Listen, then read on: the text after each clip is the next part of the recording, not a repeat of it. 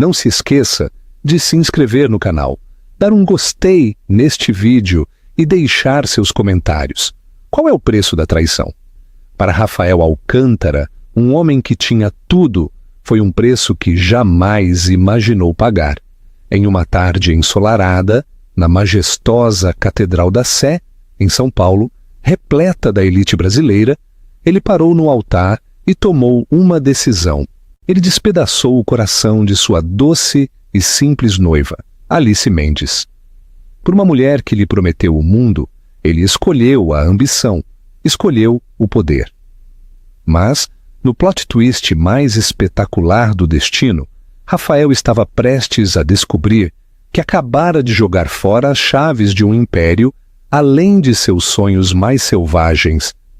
Ele não apenas deixou uma mulher no altar, ele abandonou a verdadeira herdeira. Esta é a história de como a garota discreta que ele descartou retornou para reivindicar seu trono e executar a vingança mais devastadora e imaginável. A luz que filtrava pelos vitrais da Catedral da Sé, no coração do centro histórico, era, em todos os sentidos, angelical. Pintava padrões caleidoscópicos nos pisos de mármore e sobre os rostos da alta sociedade paulistana. Um verdadeiro quem é quem das finanças, da arte e do dinheiro tradicional. O ar estava impregnado com o aroma de milhares de lírios brancos e o murmúrio baixo e expectante de uma multidão que esperava que um conto de fadas chegasse ao fim. E no centro de tudo estava Alice Mendes, o coração batendo como um tambor frenético. Em um vestido de noiva simples, mas incrivelmente elegante, ela se sentia uma impostora. Ela era uma bibliotecária, uma arquivista da USP, com uma paixão por primeiras edições empoeiradas e a tranquila solidão da história. Como ela havia parado ali, prestes a se casar com Rafael Alcântara, o magnata imobiliário mais formidável da cidade.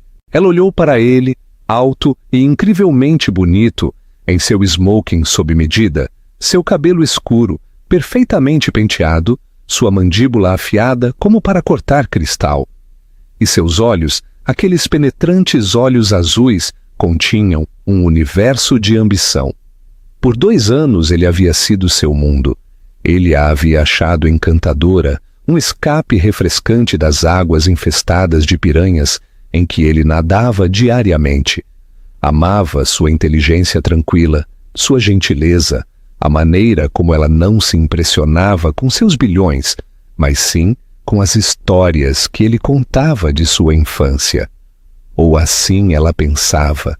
A música do órgão subiu, uma majestosa peça de Bach que parecia sacudir os próprios alicerces da catedral.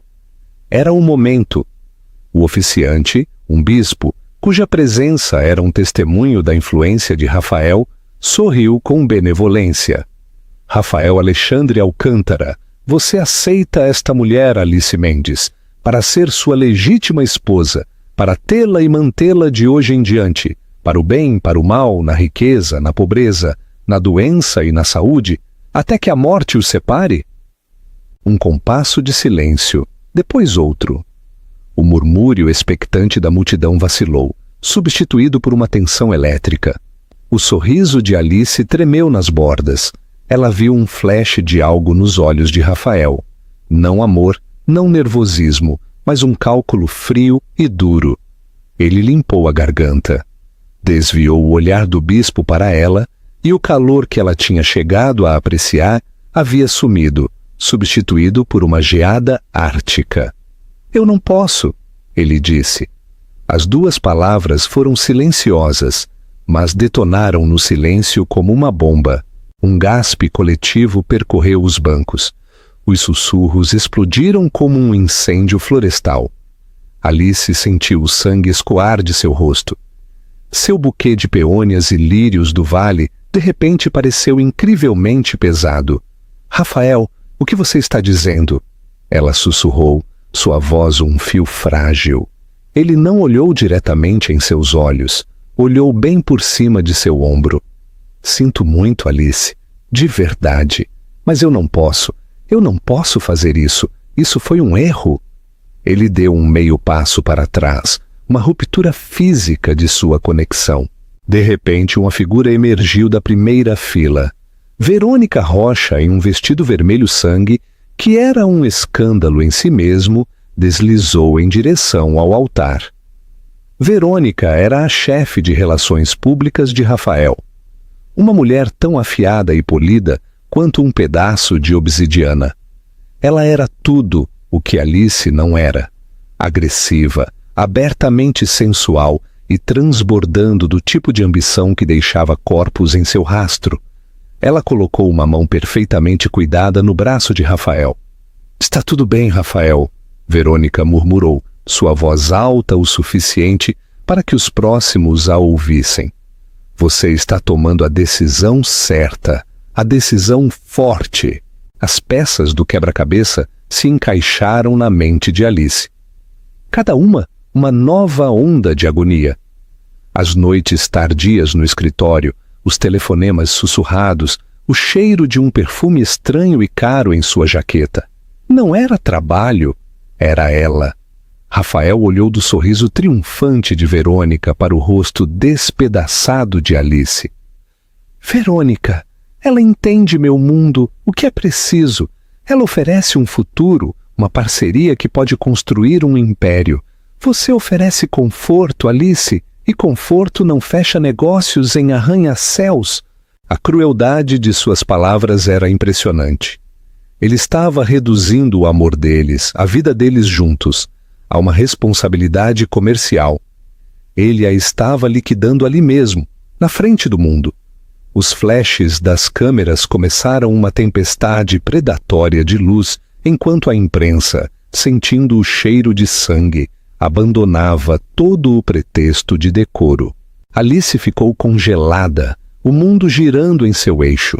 Ela sentiu centenas de pares de olhos sobre ela, alguns compassivos, outros desdenhosos, todos julgando. Ela já podia sentir a manchete se formando. Magnata abandona bibliotecária no altar por executiva sedutora.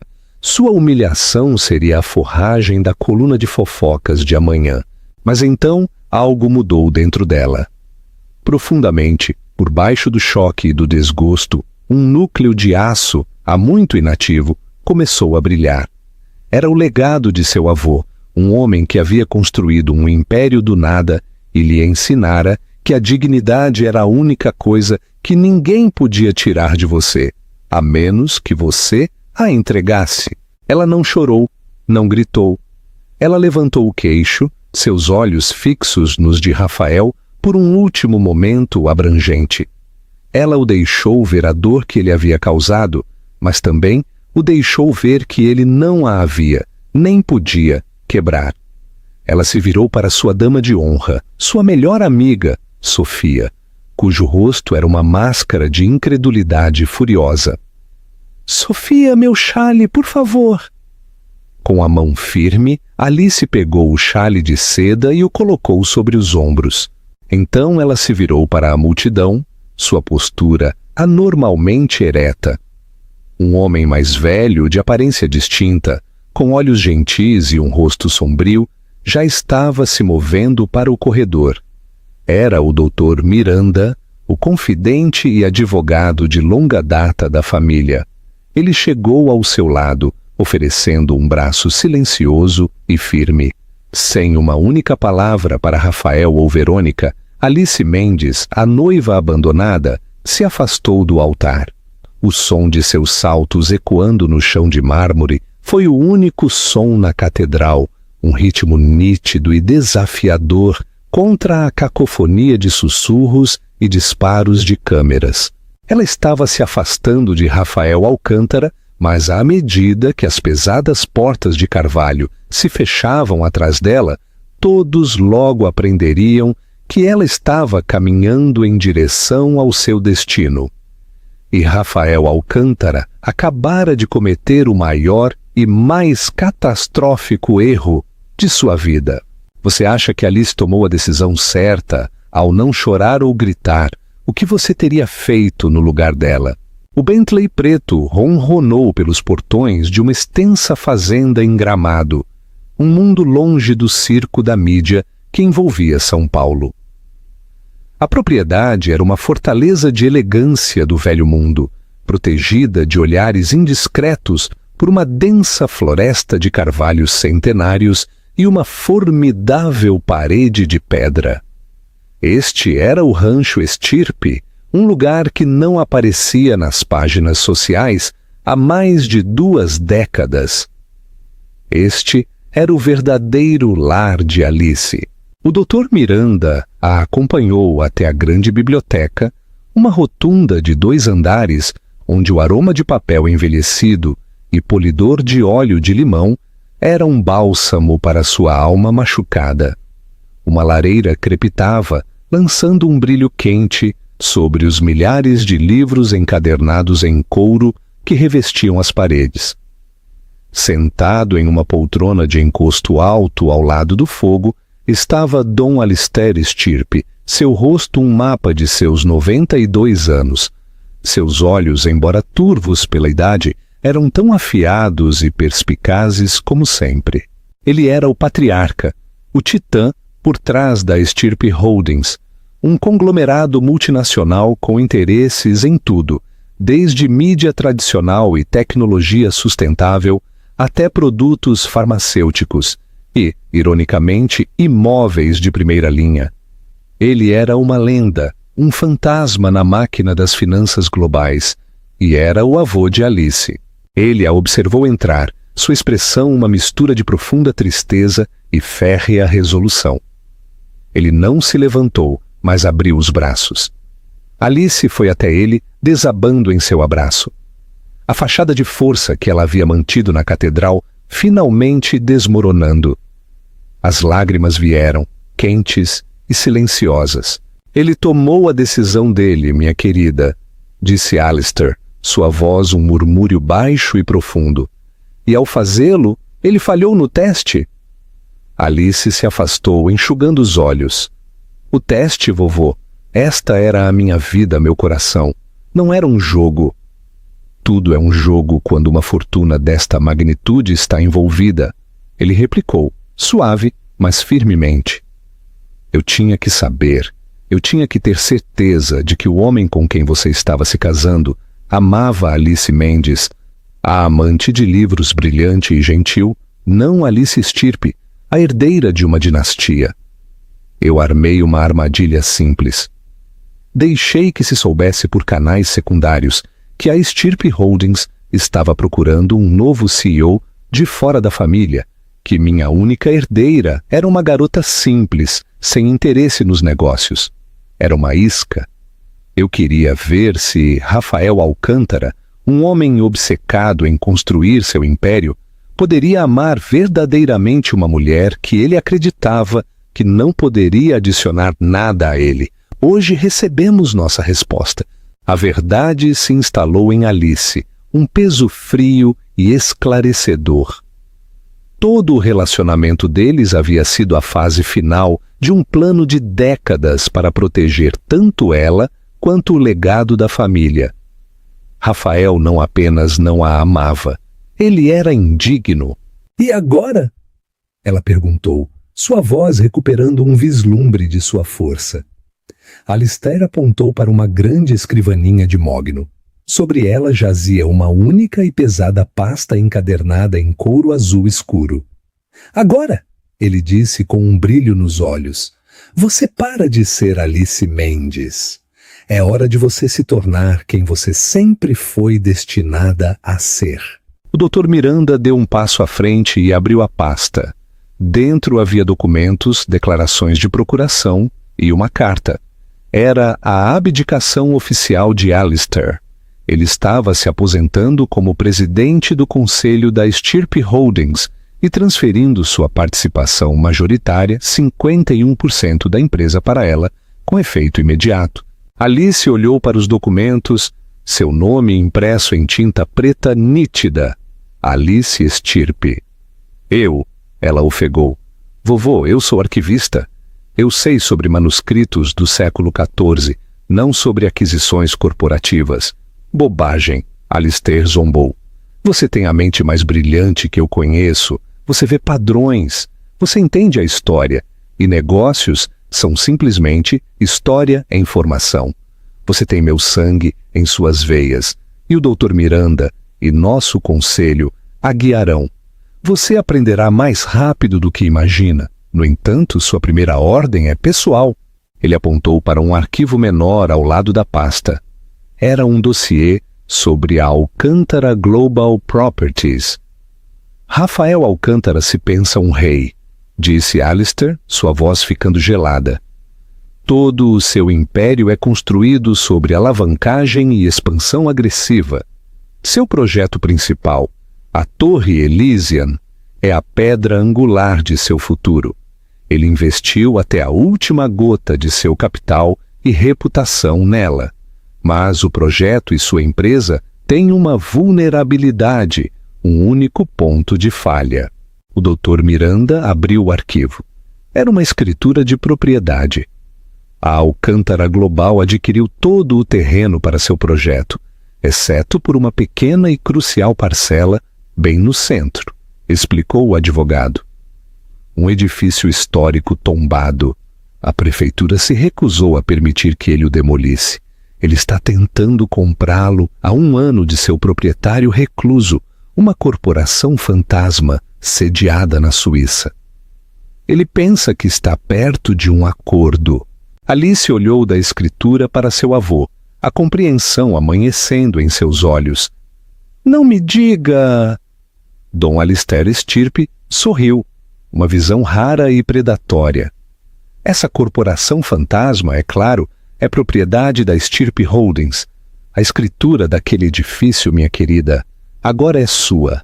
A grande Torre Elysian de Rafael Alcântara não pode ser construída sem sua permissão.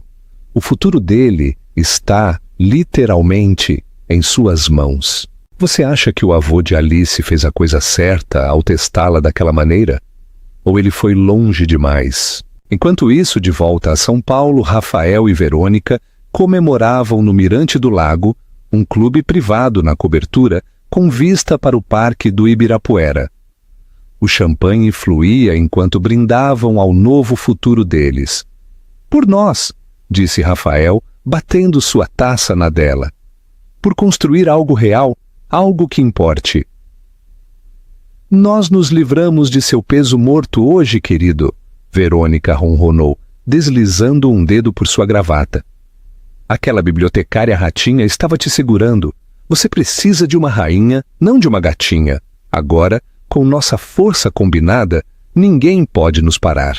Qual é o primeiro movimento? O telefone de Rafael vibrou. Era uma mensagem de texto frenética de seu Kyo. Rafael, temos um problema sério. O acordo para o edifício solar antigo acabou de fracassar. Os vendedores recuaram. Pior ainda, acabamos de receber um aviso. Toda a parcela foi vendida esta manhã para um novo comprador. Rafael franziu a testa. Isso é impossível. Estávamos a dias de fechar. Ele rapidamente respondeu. Quem? Quem comprou? A resposta veio um momento depois e o sangue de Rafael gelou. Uma empresa com a qual nunca negociamos, Stirpe Holdings. Verônica leu a mensagem por cima do ombro dele, franzindo a testa. Stirpe? Pensei que o velho Alistair fosse um recluso. Eles não fazem um movimento imobiliário agressivo há 30 anos. Por que agora? Por que aquele prédio? Rafael sentiu um nó de inquietação apertar em seu estômago. Tinha que ser uma coincidência estranha e terrivelmente inoportuna. Não podia ser mais nada. Ele acabara de descartar Alice Mendes. O nome Stirpe era apenas um fantasma, um espectro do passado da cidade. Ele não tinha ideia de que o fantasma acabara de acordar.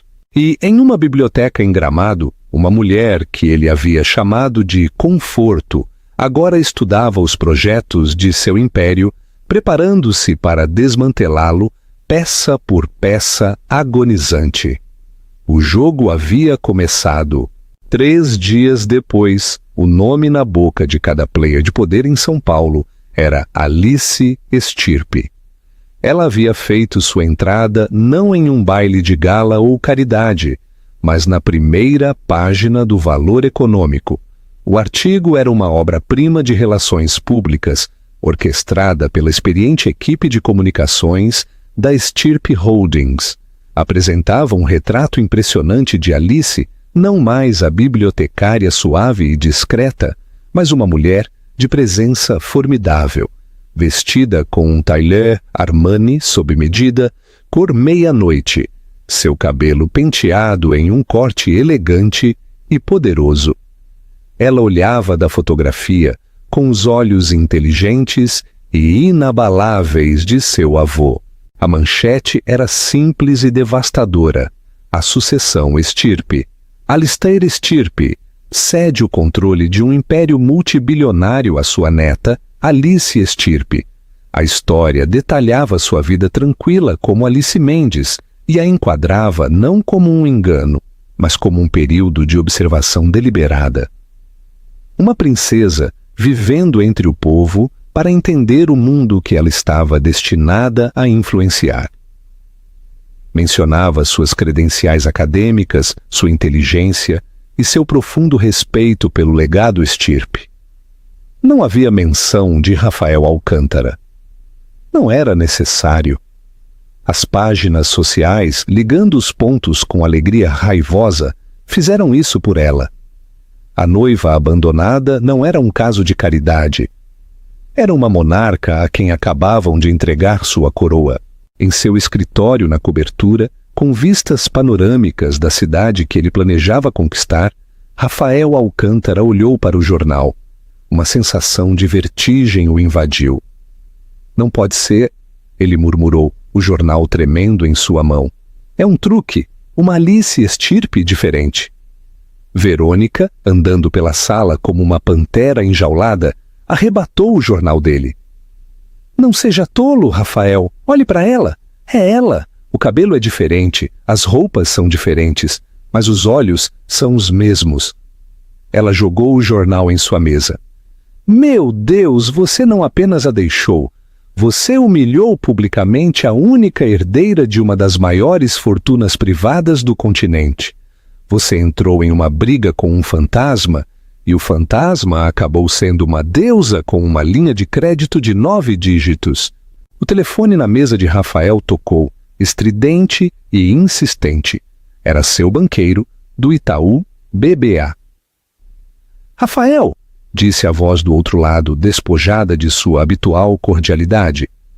Precisamos conversar sobre o financiamento da Elysian, dados os novos desenvolvimentos em relação à parcela do solar antigo. O conselho está ficando nervoso. A estabilidade do projeto está em questão. Precisamos de garantias. Antes que Rafael pudesse formular uma resposta, outra ligação entrou. Era um investidor-chave de Dubai retirando seu compromisso de 9 dígitos. A notícia havia se espalhado. O projeto principal da Alcântara Global estava paralisado, refém da mesma mulher que seu CEO havia descartado. Rafael sentiu um suor frio em sua pele. Isso não era apenas um constrangimento pessoal. Era uma catástrofe corporativa. Sua reputação tinha sido construída em seu instinto infalível, seu toque de Midas. Agora ele parecia o maior idiota do mundo. Consiga-me uma reunião com ela, Rafael rosnou para Verônica. Agora, use todos os contatos que você tem. Eu preciso entrar em uma sala com ela. Eu posso consertar isso. Eu posso raciocinar com ela. Raciocinar com ela? Verônica soltou uma risada, áspera e sem humor. Rafael, você disse a ela que ela não era boa o suficiente para ser sua esposa. Você acha que ela vai te vender um prédio pela bondade de seu coração? Isso não é mais uma negociação comercial. Isso é um esporte sangrento. Mas Verônica, sempre a operadora, fez as ligações. A resposta que chegou foi rápida e arrepiante. Estirpe não está disponível. Todas as perguntas sobre a propriedade na Rua Solar 24 devem ser direcionadas à sua equipe jurídica, sem mais comentários. A mensagem era clara. Não haveria acordos secretos, nem apelos pessoais. Isso seria tratado, de acordo com o livro, através de camadas de advogados e procedimentos corporativos, projetados para sangrá-lo. Você acha que Rafael merece o que está acontecendo com ele? Ou o destino é muito cruel? Enquanto isso, Alice realizava sua primeira reunião oficial do conselho na sala de conferências do último andar da Torre Estirpe. A sala era intimidante, uma elegante extensão de vidro e aço com vista para o Parque do Ibirapuera. Mas Alice estava surpreendentemente calma. Ela havia passado as últimas 72 horas em uma panela de pressão, de briefings com o Dr. Miranda, absorvendo décadas de história corporativa, estratégia e finanças. Sua mente de arquivista, treinada para encontrar e conectar peças díspares de informação, se adaptou a isso com velocidade surpreendente. Ela se sentou à cabeceira da mesa, o mesmo lugar que seu avô ocupara por 50 anos. Os membros do conselho, uma coleção de executivos experientes e grisalhos que inicialmente tinham sido céticos, agora a olhavam com um respeito renovado. "Bom dia!" Sua voz começou, firme e clara. "Nosso primeiro ponto do dia é o projeto Rouxinol." Este era o seu próprio nome para a operação relacionada a Rafael Alcântara. A Alcântara Global fez uma oferta preliminar de 200 milhões de reais pelo edifício solar antigo. O Dr. Miranda informou. Isso já está 50 milhões acima do valor de mercado. Ele está desesperado. "Recuse", disse Alice sem hesitar. Um membro do conselho, um homem brusco chamado Marcos Ferreira, sem relação com Rafael, um fato que causava confusão interminável, levantou uma sobrancelha. "Senhorita Estirpe, com todo o respeito, é uma oferta incrível. Poderíamos obter um lucro significativo." "Lucro não é o objetivo principal aqui, Marcos", Alice afirmou calmamente. "O objetivo é a alavancagem. O edifício solar antigo é um monumento histórico registrado. Foi projetado por minha bisavó, uma arquiteta talentosa por direito próprio. Não vamos demolir, vamos restaurar." Ela deslizou um novo conjunto de projetos sobre a mesa. "Eu contratei os principais arquitetos de preservação histórica do mundo. Vamos transformar o edifício solar antigo na nova sede global da Fundação de Artes Estirpe. Será um museu, uma galeria e um centro para a preservação cultural. Começaremos as obras em 1 mês." O conselho ficou em silêncio, atordoado com a audácia do movimento. Ela não estava apenas bloqueando Rafael. Ela estava construindo um monumento a tudo o que ele havia tentado destruir, bem no coração de seu sonho fracassado.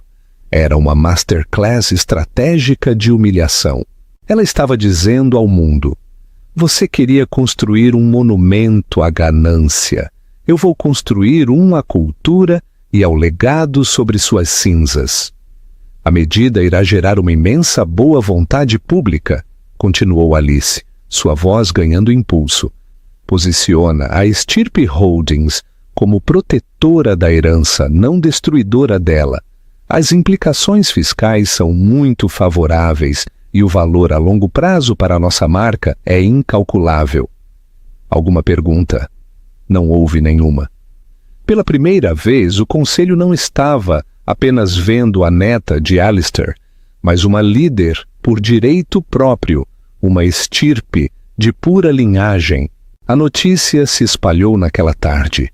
Não foi um ataque, foi um comunicado de imprensa sobre um glorioso novo empreendimento filantrópico. Mas, para Rafael Alcântara, foi uma declaração de guerra. Ele viu a reportagem em uma tela gigante em seu escritório, Verônica parada em silêncio ao seu lado. Eles mostraram representações do edifício solar antigo, lindamente restaurado, uma joia da arquitetura clássica. E então eles mostraram o mapa da parcela com um buraco aberto e inútil ao redor dele, onde a Torre Elysian deveria estar. Ela não está apenas me bloqueando, disse Rafael, sua voz perigosamente baixa. Ela está me zombando. Ela está transformando o meu maior sonho em seu projeto pessoal. Ele socou o punho em sua mesa. A força do golpe fez um copo de água vibrar. Bom, ela quer uma guerra. Ela terá. Existem outras maneiras de colocar um oponente de joelhos que não são através de imóveis. Ele olhou para Verônica, seus olhos ardendo com um novo fogo sombrio. Eu quero que você investigue. Eu quero saber tudo sobre ela. Cada amigo, cada ex-namorado, cada segredo. Ninguém vive uma vida tão limpa. Encontre-me uma arma. Encontre-me algo sujo. Se eu não posso atacar a fortaleza dela, eu vou atacar o caráter dela. Eu vou arrastar o nome estirpe na lama até ela me implorar para parar. Verônica sorriu, uma curva lenta e perversa em seus lábios. Isso ela entendia. Este era o tipo de luta dela. Considere feito, querido. O conto de fadas dela está prestes a se tornar um pesadelo. Você acha que a estratégia de Alice de construir um centro cultural é uma forma justa de vingança? Ou ela deveria ter sido mais direta?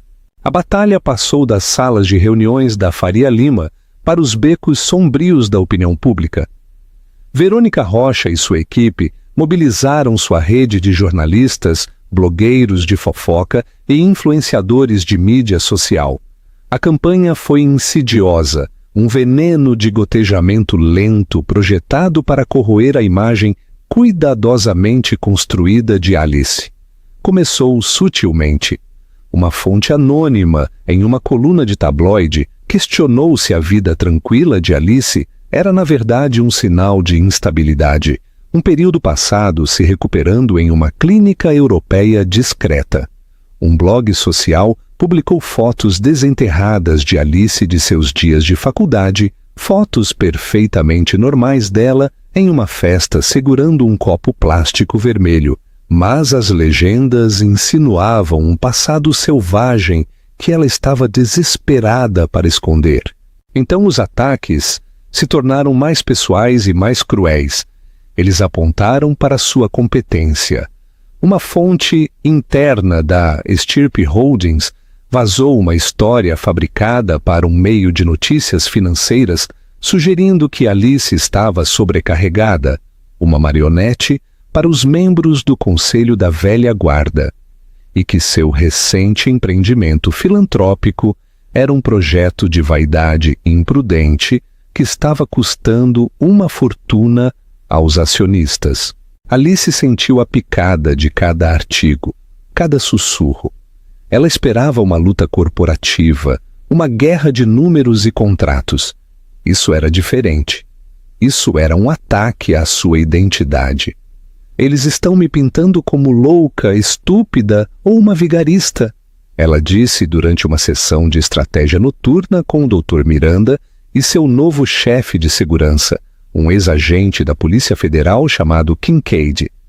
Cada movimento que fazemos é distorcido em uma fraqueza. Essa é a assinatura de Verônica Rocha, disse Kincaid, seu tom sombrio. Ele havia compilado um grosso dossiê sobre ela. Ela não luta contra fatos, ela fabrica uma ficção mais atraente, ela cria a dúvida, e no tribunal da opinião pública, a dúvida é tão boa quanto a culpa. Então como nós revidamos? Perguntou Alice, a frustração colorindo sua voz. Nós divulgamos declarações negando cada mentira? Isso nos fará parecer defensivos. Não, o Dr. Miranda aconselhou, sua calma uma âncora estabilizadora. Nós não nos envolvemos no terreno dela, não atiramos lama. A regra de seu avô era simples, nunca lute com um porco. Você se suja e, além disso, o porco gosta. Nós continuamos nossa estratégia e lançamos uma contraofensiva própria, mas a nossa será baseada na verdade. A contra-ofensiva da estirpe foi uma tempestade silenciosa. Sua equipe jurídica começou a entrar com ações por difamação, não com ruidosas conferências de imprensa, mas com uma precisão tranquila e metódica que enviou um arrepio pela mídia que publicava as histórias de Verônica. A mensagem era clara. Se você imprimir uma mentira sobre a estirpe, você será responsabilizado em um tribunal de justiça. Vários blogs menores retrataram suas histórias imediatamente. Simultaneamente, a equipe de comunicações de Alice lançou uma série de reportagens sobre a verdadeira Alice Estirpe. Eles não negaram as fotos antigas. Eles as celebraram em uma reportagem para a Vogue Brasil, intitulada Da Universidade à CEO, enquadrando-a como uma mulher moderna e relacionável. Eles não esconderam seu passado como bibliotecária. Eles o destacaram em um segmento em uma grande rede de notícias sobre como suas habilidades como arquivista, encontrar valor, ver padrões, preservar a história, a tornavam excepcionalmente qualificada para liderar uma empresa de legado como a Estirpe. Enquanto Verônica travava uma guerra de sombras, Alice estava construindo um império de luz. Rafael, no entanto, estava ficando impaciente.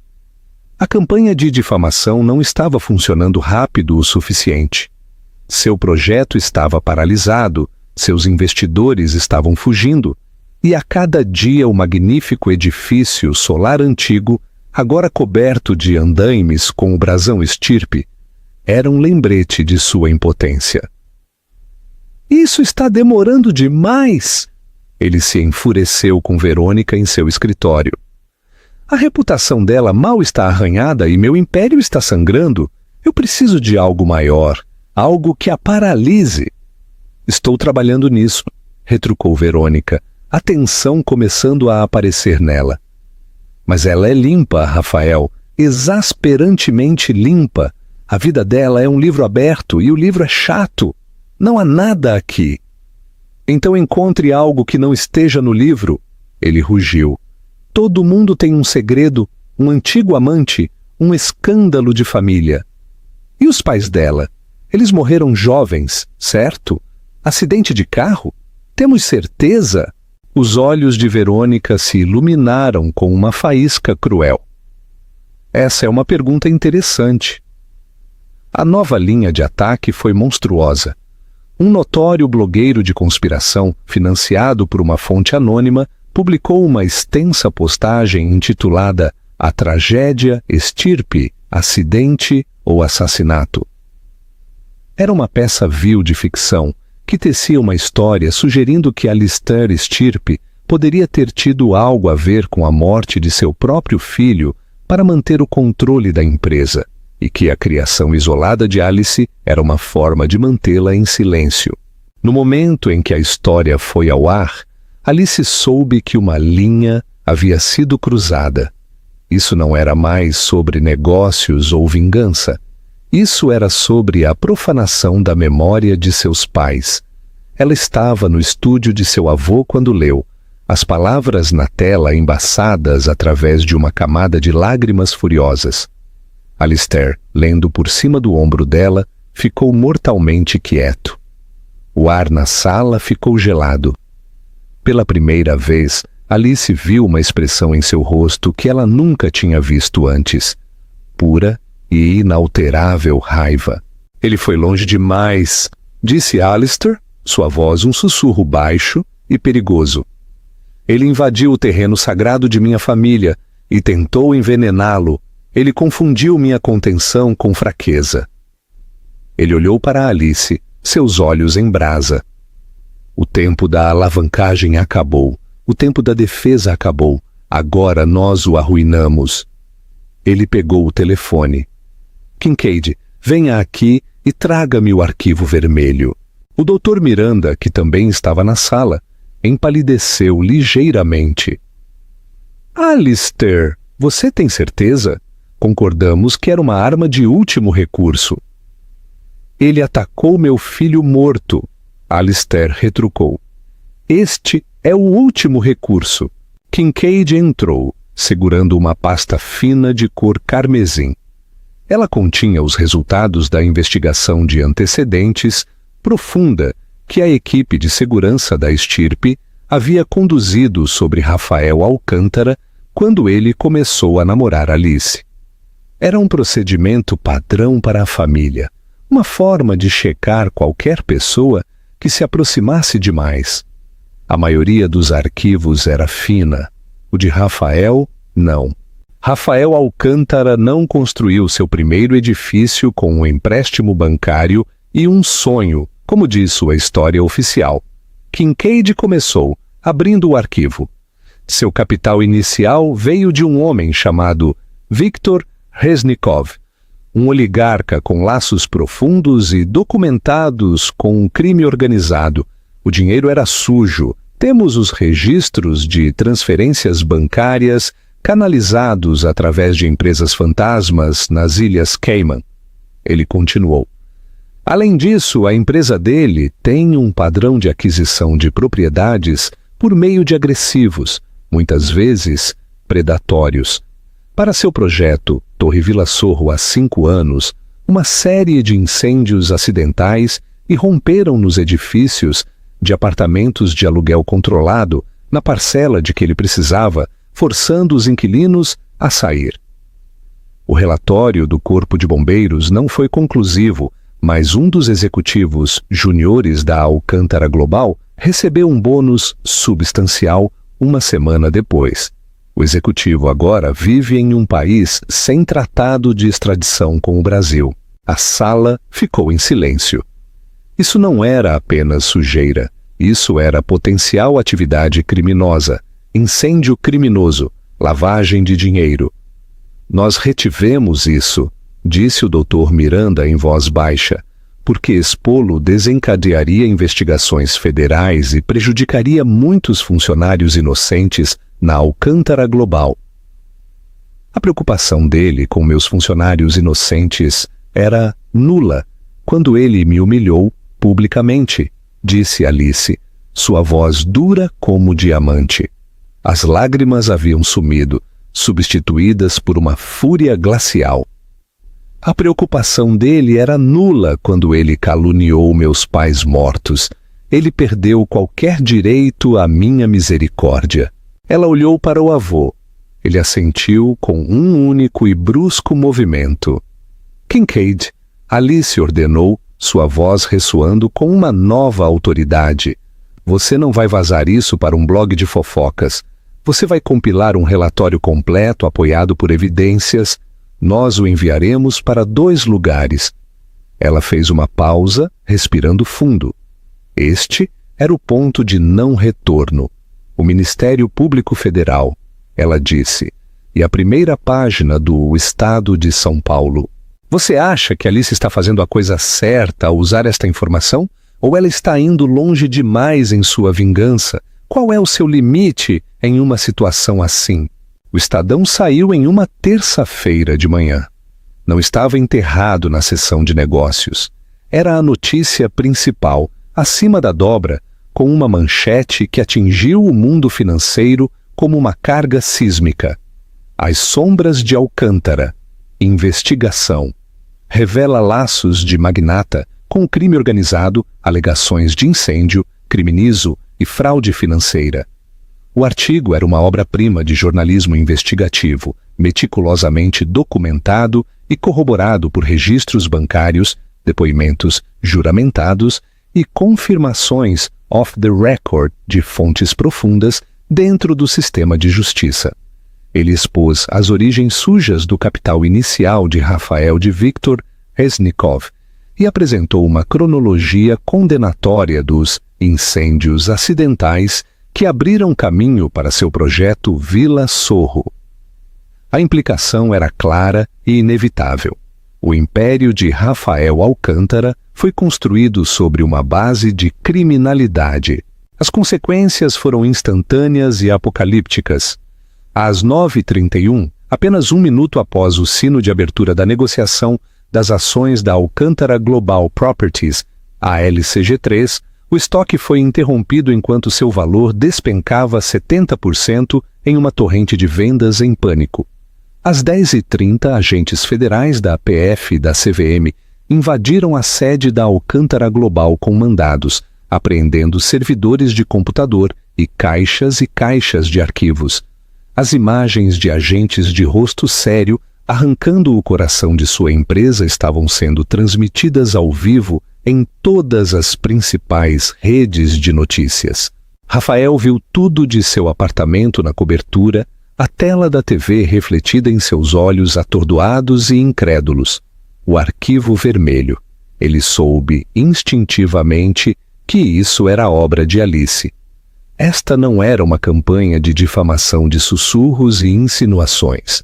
Esta era uma execução pública com uma guilhotina feita de fatos. Seu telefone, que vinha tocando incessantemente, ficou em silêncio. Seus poderosos amigos, seus investidores, seus banqueiros não estavam ligando para oferecer apoio.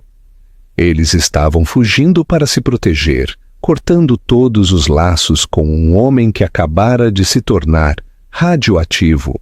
Verônica estava lá, seu rosto lívido, sua compostura habitual completamente desaparecida. Ela estava freneticamente fazendo uma mala. "O que você está fazendo?" perguntou Rafael, sua voz oca. "O que parece que estou fazendo? Eu estou indo embora", ela disse, sem nem mesmo olhar para ele enquanto jogava vestidos de grife e sapatos em sua bagagem. "Acabou, Rafael. Você está acabado. A empresa está acabada. Nós podemos lutar contra isso", ele disse, um tom desesperado em sua voz. "Você é uma gênia de relações públicas. Você pode reverter isso." Ela finalmente parou e se virou para ele, seu rosto uma máscara de desprezo. "Reverter isso? Reverter uma investigação federal por crime organizado? Você está louco? Eu sou uma executiva de relações públicas, Rafael, não uma fazedora de milagres. Meu trabalho é polir joias, não excrementos. E agora você é o maior e mais tóxico excremento de São Paulo. Mas nós", ele gaguejou, "nosso futuro, o império que iríamos construir." Verônica soltou uma risada afiada e cruel. "Nosso futuro. Eu engatei meu carro no que pensei ser um foguete. Acontece que era um torpedo apontado para o chão. Você mereceu isso. Você provocou o urso? Não. Você provocou a deusa e ela te desfez em pedaços. E eu não vou ser arrastada para os destroços com você." Ela fechou o zíper da mala. "Meu nome estava nos contratos de relações públicas, não nos acordos de empréstimo com mafiosos. Meus advogados já estão elaborando uma declaração atestando minha completa e total ignorância de suas captações de recursos extracurriculares. Adeus, Rafael." Ela saiu sem olhar para trás, deixando-o sozinho no apartamento silencioso e opulento que agora parecia uma tumba. O império se foi. A mulher que ele escolhera por sua ambição o havia abandonado no momento em que essa ambição se tornou insustentável. Tudo o que lhe restava eram os fantasmas de suas próprias escolhas e a lembrança de Alice. No silêncio esmagador, sua mente, pela primeira vez em anos, estava livre do ruído da ambição e da ganância. Ele começou a se lembrar de coisas, não dos grandes gestos, mas dos momentos pequenos e tranquilos com Alice. A maneira como ela sorria quando encontrava um livro raro. Como ela lhe fazia chá quente quando ele chegava em casa exausto, sem perguntar sobre seus negócios, mas sobre o dia dele.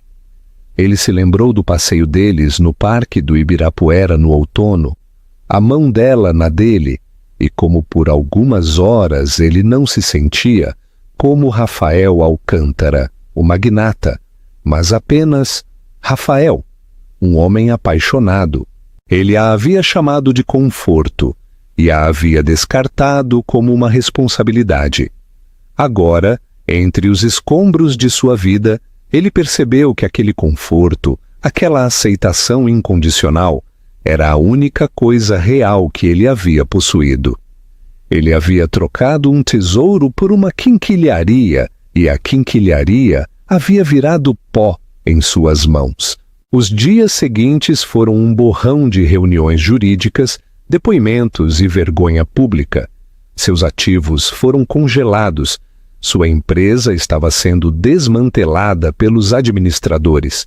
O projeto Torre Elysian foi declarado oficialmente morto. Seu terreno vazio, um monumento à sua arrogância. O nome Alcântara, outrora um símbolo de sucesso, era agora sinônimo de escândalo. Uma tarde, destruído, ele se viu parado do outro lado da rua do edifício solar antigo. Os andaimes haviam desaparecido. O edifício estava magnífico, restaurado ao seu antigo esplendor, sua bela fachada em estilo Beaux-Arts brilhando sob as luzes quentes da tarde. Uma faixa pendurada sobre a entrada. Centro Cultural Estirpe Matos, em breve inauguração. Estirpe Matos. Ela havia incluído o sobrenome disfarçado dele, o nome pelo qual ela o havia conhecido. Pareceu um último giro deliberado da faca. Era uma mensagem destinada apenas a ele. Eu ainda sou a mulher que você conheceu. Eu ainda sou a mulher que você descartou. E este monumento ao meu legado é também um monumento ao seu fracasso. Ele sabia o que tinha que fazer. Ele havia perdido sua empresa, seu dinheiro e sua reputação. A única coisa que lhe restava a perder era seu orgulho. E ele percebeu que não valia nada, de qualquer maneira. Ele tinha que vê-la. Ele tinha que confrontá-la uma última vez. O mundo encolhe quando você perde tudo. Para Rafael Alcântara, ele havia encolhido para o tamanho de um único quarteirão, aquele dominado pelo imponente edifício de vidro e aço da Torre Estirpe. Conseguir uma reunião com Alice Estirpe era agora mais difícil do que conseguir uma audiência com o Papa. Suas ligações, antes conectadas com as pessoas mais poderosas do planeta, agora eram atendidas por recepcionistas educadas e impenetráveis. Seus e-mails desapareceram em um abismo digital, provavelmente filtrados para uma pasta de spam rotulada como magnatas desgraçados. Ele era um pária, um fantasma assombrando os limites de um mundo que o havia expulsado violentamente. Os muros do Império Estirpe eram impecáveis e absolutos. Então ele esperou. Era tudo o que lhe restava fazer. Despojado de seu propósito, esta vigília se tornou sua nova e patética ocupação. Ele ficou na calçada em frente à entrada da torre, um homem que outrora era dono dos horizontes, agora reduzido a estudar as idas e vindas de um único edifício. A imprensa, nos primeiros dias, havia sido implacável. Eles o fotografaram, uma figura patética e abatida em um terno amassado, sua presença antes imponente, substituída por um ar atormentado e desesperado. Ele não se importava. A humilhação era sua nova realidade, uma peça de roupa que ele vestia tão constantemente quanto sua própria pele. Depois do terceiro dia, os repórteres perderam o interesse, passando para o próximo escândalo. Ele foi deixado sozinho com as multidões indiferentes da cidade. As pessoas passavam por ele, um rio de ambição e propósito. Nenhuma delas dava uma segunda olhada para o homem que já foi um titã entre eles. Ele observava os reflexos nas vitrines, não os seus, que ele não podia suportar ver, mas o reflexo da torre. Ele observava o sol brilhar em seus andares mais altos, os andares onde ela orquestrava um mundo que não tinha mais lugar para ele. Era tarde na terceira tarde quando aconteceu. Um elegante Bentley preto, silencioso como uma sombra, afastou-se da saída privada da torre. O coração de Rafael martelou contra suas costelas. Ele sabia que era o carro dela. Ele havia comprado para ela, como presente de aniversário, há uma vida. Ele deu um passo à frente, não agressivamente, mas com um abatimento derrotado em seus ombros, seus olhos fixos na janela traseira fumê. Por um longo e agonizante momento, o carro continuou a se mover. Ele sentiu uma familiar onda de desespero o invadir. Claro, por que ela pararia? Então, incrivelmente, as luzes de freio acenderam. O carro parou. Através do vidro escuro, ele mal podia distinguir a silhueta dela. Ele viu a cabeça dela girar ligeiramente. Então, com um sutil aceno para seu motorista, a porta traseira se abriu com um clique. Não foi uma recepção. Foi uma intimação, um convite para o covil do leão. Ele correu pela rua, as pernas instáveis. Ele deslizou para o opulento interior e a porta se fechou com um suave e definitivo baque, selando-o lá dentro. O silêncio foi imediato e esmagador, um peso físico oprimindo-o. O ruído da cidade desapareceu, substituído por uma quietude mais pesada do que qualquer conversa. O interior cheirava a couro caro e ao aroma suave e limpo de Alice, jasmim e papel antigo. O cheiro que outrora significou lar agora lhe causava uma dor profunda e latejante na boca do estômago. Ela não olhou para ele.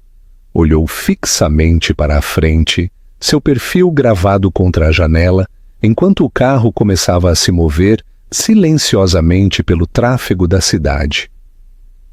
"Você queria me ver, Rafael?" ela disse, sua voz um instrumento calmo e nivelado. Ela não estava com raiva, nem triunfante, nem mesmo triste.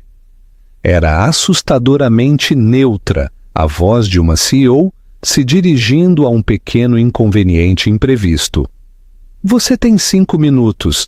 As palavras, tão desprovidas de emoção, foram mais dolorosas do que qualquer grito. Ele engoliu, tentando encontrar sua voz. "Alice, eu..." Ele começou, mas seu próprio nome para ela soou estranho e errado em sua boca. Sua voz falhou e ele teve que começar de novo. "Sinto muito. Por tudo. O que eu fiz no altar foi imperdoável, eu sei. Eu fui um tolo cego, arrogante e patético." Ela permaneceu em silêncio, sua postura perfeita, suas mãos repousando tranquilamente em seu colo. Sua quietude era inquietante.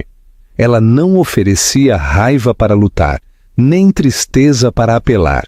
Era um vazio. Ele continuou, as palavras jorrando dele em uma torrente desesperada e desajeitada. "Passei toda a minha vida perseguindo uma versão de sucesso que não existia, um fantasma. Pensei que poder se tratava de adquirir coisas, edifícios, empresas, influência. Pensei que amor era uma transação, uma fusão, uma parceria que tinha que ter um retorno claro do investimento." Ele finalmente se arriscou a olhar para ela. Seu perfil era como um camafeu esculpido em marfim, bonito e impossivelmente distante. "Verônica." Ela não foi a causa. Ela foi um sintoma. Ela foi um reflexo dos meus piores impulsos, as partes mais feias da minha ambição. Escolhê-la foi como escolher uma parte de mim mesmo que pensei que precisava para vencer. Ele viu um músculo piscar em sua mandíbula, o único sinal de que ela sequer estava ouvindo. "Eu vejo isso agora", ele disse, sua voz caindo para um sussurro rouco. O polido verniz do magnata havia sumido, esfolado para revelar o homem quebrado por baixo. "Eu vejo o que eu descartei. Não era sobre o dinheiro, Alice. Eu juro. Se eu soubesse sobre sua família, seu nome, não teria importado, porque eu estava muito cego para ver o verdadeiro valor bem na minha frente. O que eu descartei foi você, sua gentileza, sua força tranquila, a maneira como você me via, a mim, não meu patrimônio líquido. Eu tinha tudo o que importava em você, e fui muito estúpido para perceber." Ele finalmente quebrou o peso de seu esmagando o ar de seus pulmões. Seus ombros curvaram-se e ele cobriu o rosto com as mãos. Eu perdi tudo. Minha empresa, minha reputação, e eu mereço tudo. Eu não estou aqui para pedir o prédio de volta. Eu não estou aqui para pedir nada. Eu só estou aqui para dizer sinto muito e que eu te amei. De verdade. Eu só estava muito quebrado para saber o que fazer com isso. O carro parou suave e silenciosamente. Rafael levantou o olhar. Desorientado.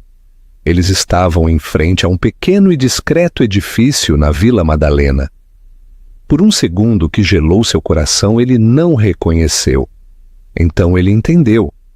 Era a biblioteca, a antiga biblioteca dela.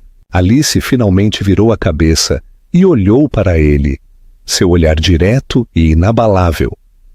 Seus olhos eram claros, firmes e não continham vestígios da mulher adoradora que ele havia deixado no altar.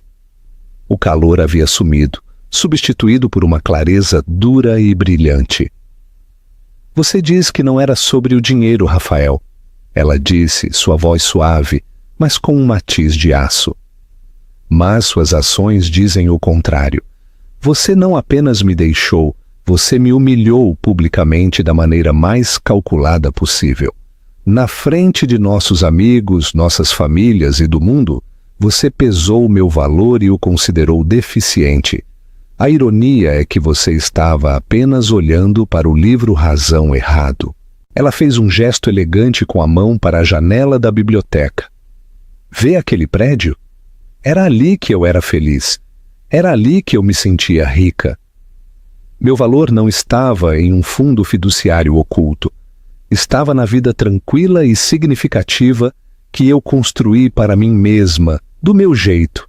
Uma vida que você olhou e considerou insuficiente. Ela se inclinou ligeiramente e pela primeira vez ele viu um flash do fogo que ela agora possuía. O mesmo fogo que pertencia ao avô dela.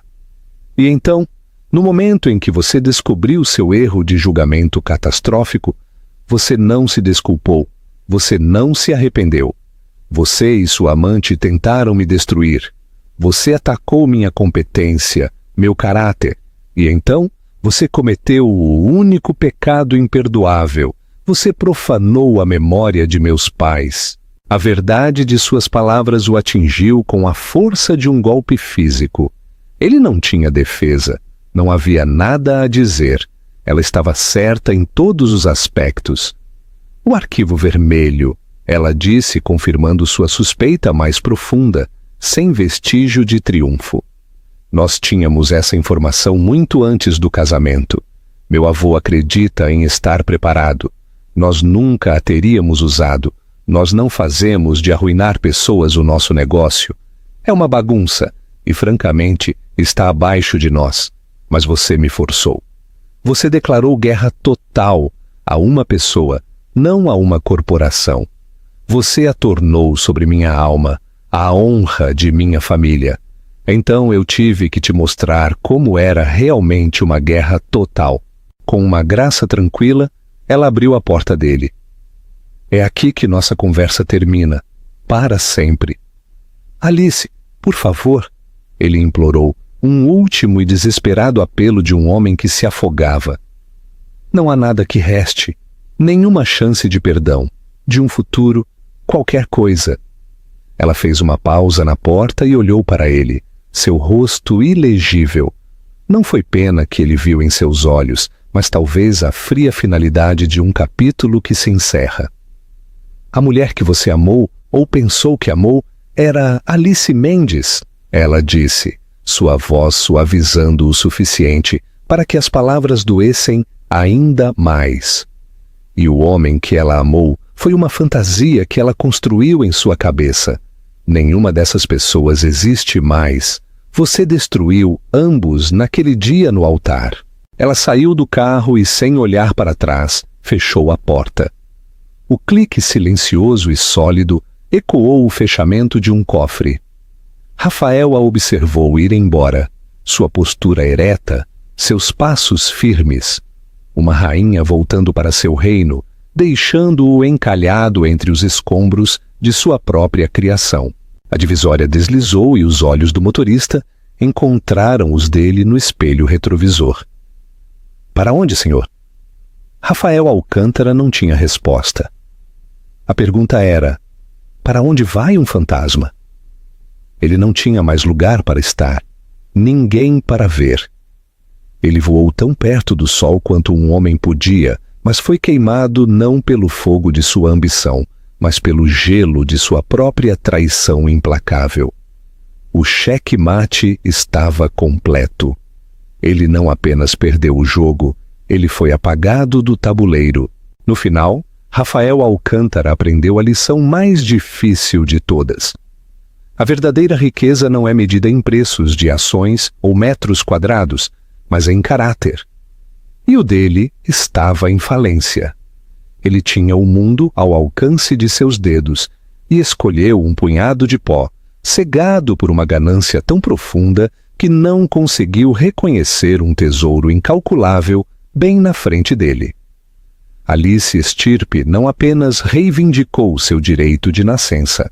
Ela forjou um novo destino a partir das cinzas de seu desgosto, provando que o maior poder não reside no que se herda, mas em quem se escolhe ser.